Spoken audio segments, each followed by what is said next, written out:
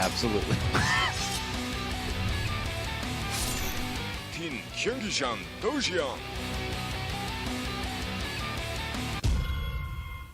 Game 5, and our Teal Terran representing the team trying to stay alive.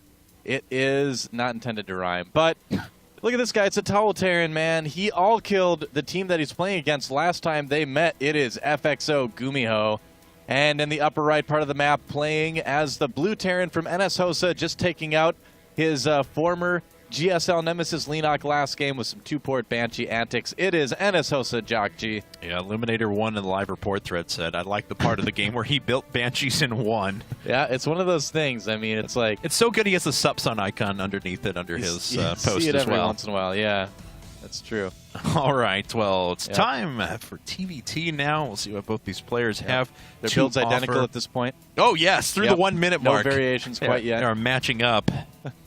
Some high-level analysis, guys. I'd like to think of this game as a preview of our Tournament of Champions that's coming out. That's true. Let's take let's talk about that a little bit. We asked every team from the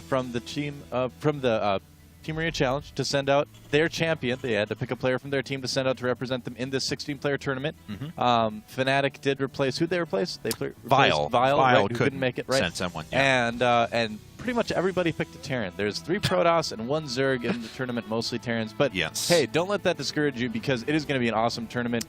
We will make it awesome. Yeah, we have Hero Creator and Squirtle from Protoss. We have Life for the Zerg. Yeah, goes the next Life. Yay! The lone Zerg. The only Zerg. And then we have 12 Terran players. They're very incredibly good Terran players. We have this guy, Jakji, is going to be represented. Don't forget we have Nada decided he wants to be part of it. No, I was at the GSL during the GOM TVT days, and I missed those. I missed them a lot. I secretly contacted all the teams, and I was like, hey, guys, the GSL's been dropping the ball lately on the TVT content. Can you, I mean, last finals we didn't even have a turn in it, so we need you to help us out. And they were like, sure thing, Dylan, no problem. We'll pick Terrans.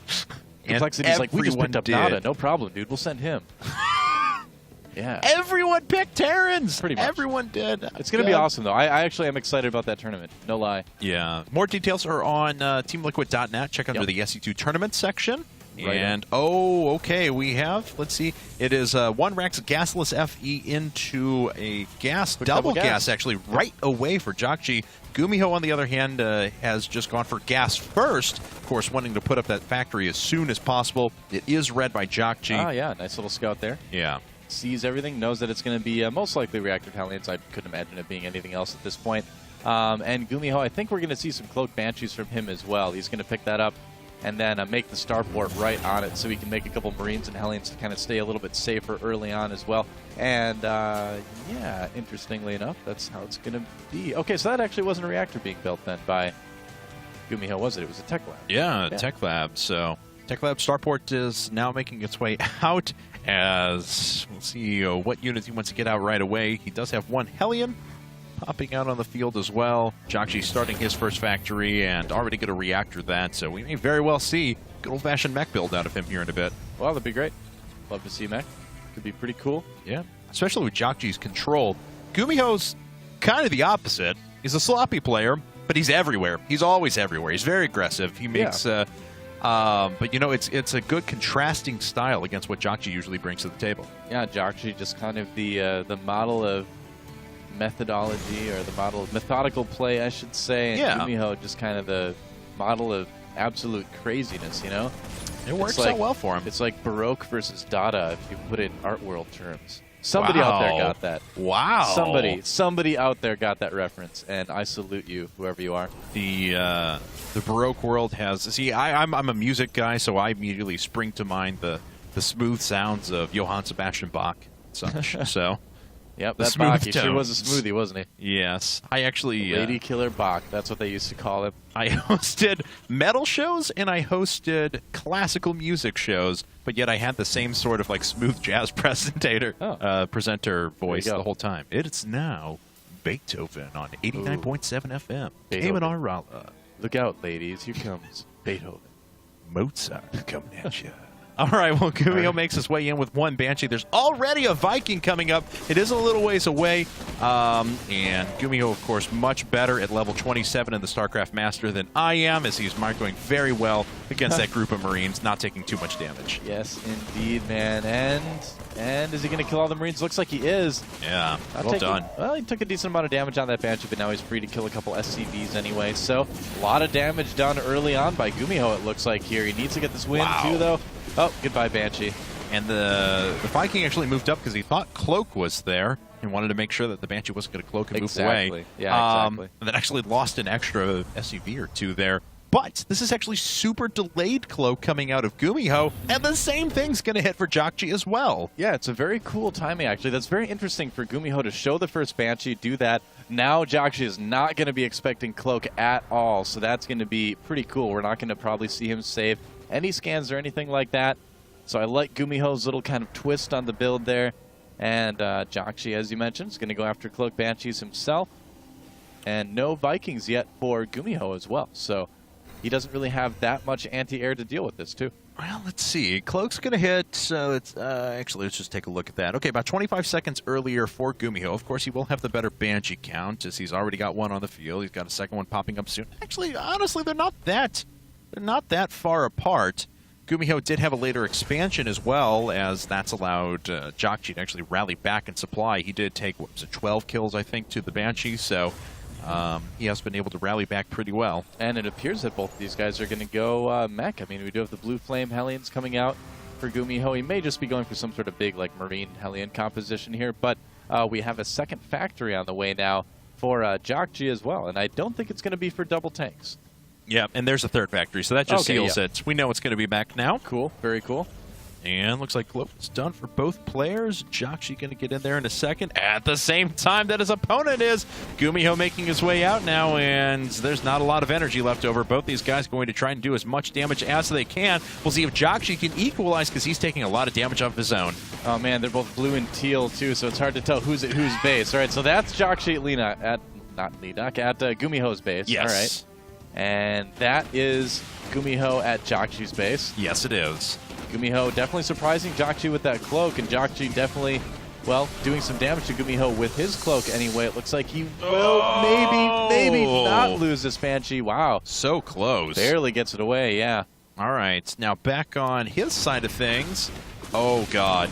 Oh, man. Oh, God. This is complete and utter devastation right now. Jjakji is taking huge losses. He's trying to emergency start an engineering bay. GuMiho can just stand in there and take that one scan because there's no other anti-air around. And Jjakji's just going to lose his entire force of SCVs. He doesn't even kill that Banshee with that Viking with the scan somehow, magically. And there it is. Cloak does end for both those guys, but a lot of the SCVs are dead. What's the supply count right now? 36 SCVs to only 12 for Jjakji. Oh, God. That is huge. So it looks like GuMiho just has a huge advantage. That delayed cloak really, really messing Jjakji up. What a smart move. Yeah, and this Banshee, unfortunately, he's not going to survive. That's the end of the map, Banshee. I'm sorry. Can't go any farther than that. I just like to imagine these giant walls ringing the outside. Nothing exists past there. Jjakji was trying to put up a third base. Unfortunately, not going to hit for him. He now has a Raven for some mobile detection. And, well, anything he invests in other than SCVs right now is actually just going to compound itself and kill him. Well, Jjakji was going for mech, too, and you cannot afford mech on 12 SCVs. I'm sorry. The supply count definitely indicating that as well. 78 to 36 right now. GuMiho with just an infinity large lead at the moment. Yep. So unless he makes some very, very big mistakes, I think he should be in a good position to win this game, get another win for FXO here. Yeah. Blue Flame Hellions on Blue Flame Hellions. It looks like somehow Jjakji is going to come out on the downside of that, too. Just nothing running his favor. And what does he have on the field? 18 SCVs, 1 Viking, 1 tank, 1 Raven, 3 Marines. Yep. And 1 luck. Of course. All right. And, yeah, so we're kind of waiting to see how Jjakji is going to recover from this.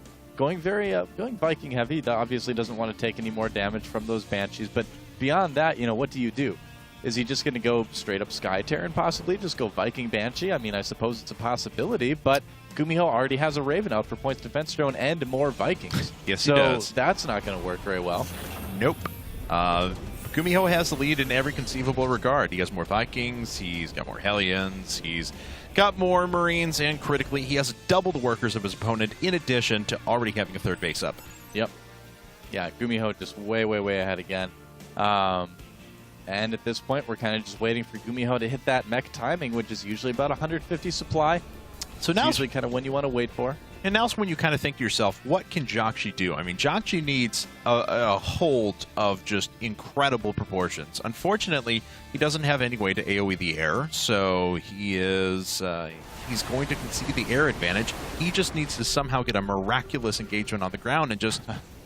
He might just decide to come out and try to kill off his opponent when he sees that. He scanned to see what Jjakji had. Sees that it's not going to be a lot. Yeah, he's just going to go ahead and push here. Looks like.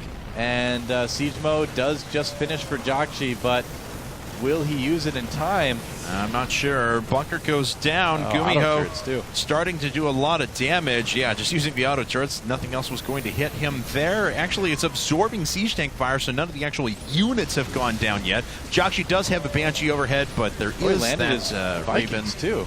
Yes, he did. Wow, all right. And that actually is going to work, strangely enough, because Jjakji doesn't need to take off anymore. He's going to be like, all right, well, if you... oh, and see, there you go. Jjakji lands his Vikings. Now GuMiho should pick up. There he goes. GuMiho playing this perfectly right now. Yeah. And that should be about it. Jjakji managing to pick up again, but GuMiho just doing so much damage. 133 to supply to 40, and it looks like GuMiho is again going to be the Achilles heel for NSHoSeo. There it is. Taking another game, or taking a game, rather. Getting the ball rolling anyway.